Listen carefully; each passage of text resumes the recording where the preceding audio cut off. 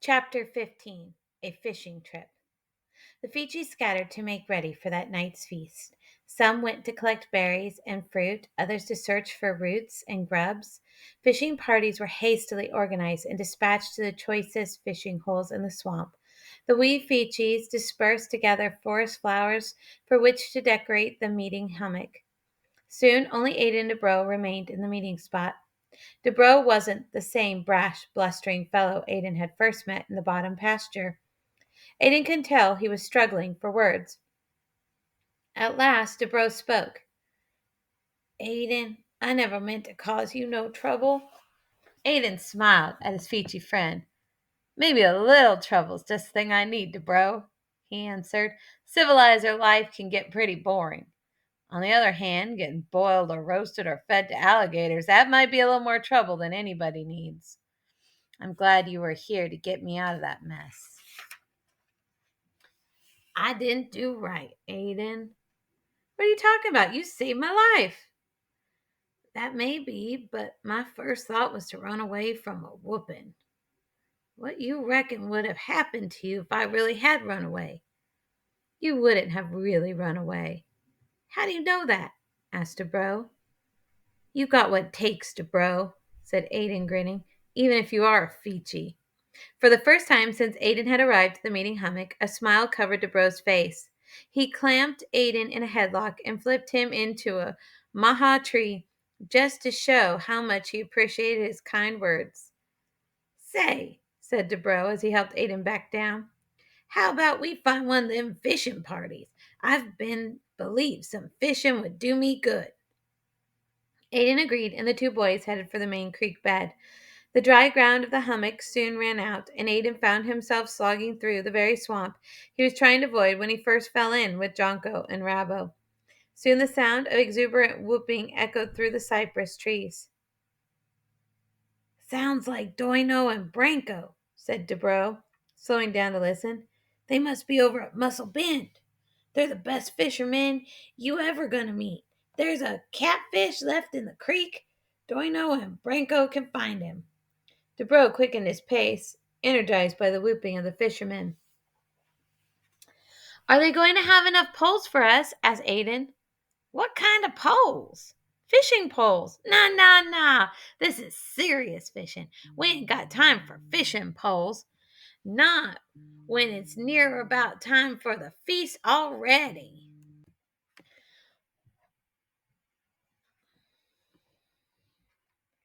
Aiden's curiosity was aroused. What sort of fishing would be more serious than pole fishing? There they are, announced Debro, pointing through the trees where the main channel ran. Aiden saw only one person where Debro was pointing, a Fiji youth about his age standing in water up to his chest. Suddenly, the water beside him exploded in a huge splash, and a second person emerged, holding a big gray catfish that reached halfway to his shoulder. Doino and Branco resumed their victorious whooping. Where did that catfish come from? Aiden asked, his mouth open with wonderment. He grabbled it. He did what? He grabbled it. He caught with his hands. Aiden gave Debro a sidelong look. Debro explained. Near about every stump, every fallen log, every abandoned muskrat hole in this swamp got a big catfish hiding in it or under it, and that catfish believes he's the true and rightful owner of that spot. Any other fish, red belly, bluegill, pumpkin seed, pike, big mouth, bugle mouth, warmouth, garfish, jackfish, mudfish, anybody but catfish, you come a poking around their hole, they scoot off in a hurry. He waggled his hands to simulate a fish's hasty retreat, but not old Whiskers. He'd rather fight you. So when you wiggle your fingers in front of his face, he'll grab a hold of them. Then you pull him out. Only he's gonna be trying to pull you in. Aiden stared in disbelief.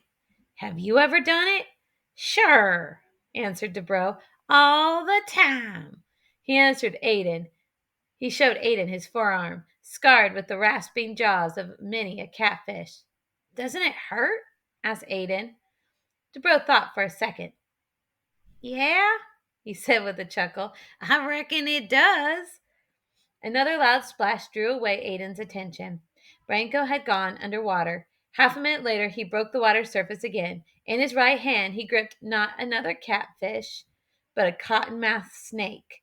Its terrible white mouth was open so wide it seemed to be folded inside out. The snake twisted and writhed, struggling to find something to sink its fangs into. Howie! Whooped Bronco. That's another thing, DeBro pointed out. Sometimes them holes and stumps got cottonmouths. Snapping turtles, too. That's something you gotta watch out for.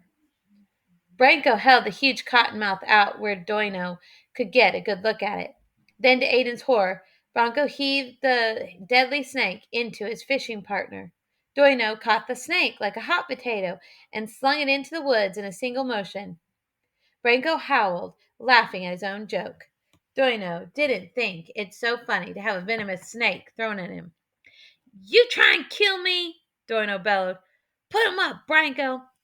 I aim to feel your short ribs. Doino shinned up a nearby cypress tree and dove down onto Branko's back. The opponents whirled and splashed like a waterspout, lost to sight in a cascade of creek water. DeBro and Aiden jumped into the water and waded across the place of combat. Hold on there, boys, said DeBro, raising his voice above the noise of the battle. Bronco and Doino stopped where they were, surprised to hear another voice. Doino was holding Bronco by the hair, about to dunk him under the water. I hate to bust up your little frolic, DeBro continued, but I got somebody here ain't never grappled for catfish and wants to give it a try. Aiden gave a start. He wanted to do no such thing.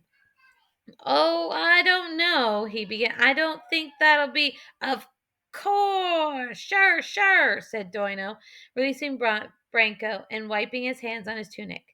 I know just the spot for a first timer. He led Aiden and DeBro across to a fallen tree, the roots of which jutted out of the water. They's usually a big one lurking up in there, he said, pointing to the tangle of roots. Every time I pull one out, next day one just as big has took his place. Just poke around in there, you'll find one. Aiden sidled over the root tangle and pretended to feel around underwater, but his heart wasn't in it.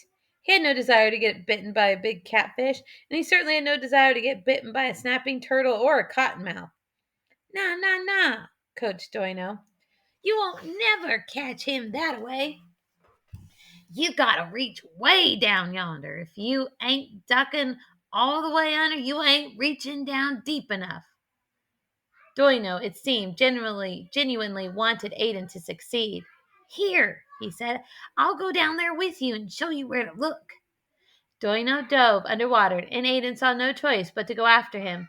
In the murky water, he could see very little besides light and shadow and movement, but he could see enough to tell that Doino was pointing with animated jabs towards a shadowy spot near the creek's sandy floor. Aiden half-heartedly stuck his hand in the gap where Doino directed. He didn't wish to disappoint Doino, but on the other hand, he wouldn't try any harder than he had to. Aiden had hardly gotten his hand in the hole when two bony jaws clamped down on his wrist. His hand was in the slimy innards of a creature big enough to swallow his hand whole. His first reaction was to snatch his hand away, but the creature wasn't letting go. Aiden pulled and strained, but the jaws only tightened on his wrist. As the struggle continued, Aiden could feel himself getting dizzy. He had blown out all his air in the initial shock, and he was getting desperate for a breath. He willed himself to make one last tug, and he pulled loose. When Aiden broke the surface of the water, his attacker was still latched onto his arm. It was the biggest catfish he had ever seen, a brownish, spotted monster with dull bluish eyes and whiskers as big round as Aiden's little finger. The fish was as long as Branko's cottonmouth and nearly as big around as Branko himself. "Howee!" whooped the Feechees exultantly. I ain't never seen a first-timer do that, yelled Doino. This here civilizer's got what it takes. He was thrilled with his student's success and secretly felt that he deserved some of the credit himself. Aiden thought they were giving him too much credit. It was the catfish, after all, that had caught him, not the other way around.